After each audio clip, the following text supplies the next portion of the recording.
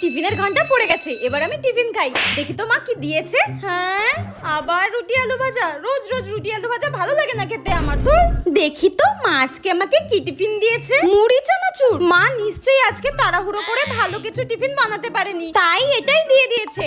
এই রে, আমার বান্ধবীদের মধ্যে কেউ আজকে ভালো টিফিন আনেনি, এদিকে মা বলেছে আজকে ভালো কিছু টিফিন দিয়েছে আমাকে।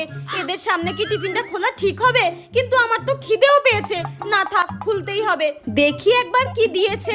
এটা খুলছে না কেন? মা চাউমিন দিয়েছে আজকে আমাকে। চাউমিন! ওরে বাবা, লিসা আজকে চাউমিন এনেছে। আরে আমাকে আগে দে। হ্যাঁ, এ কি করছিস? এ কি করছিস?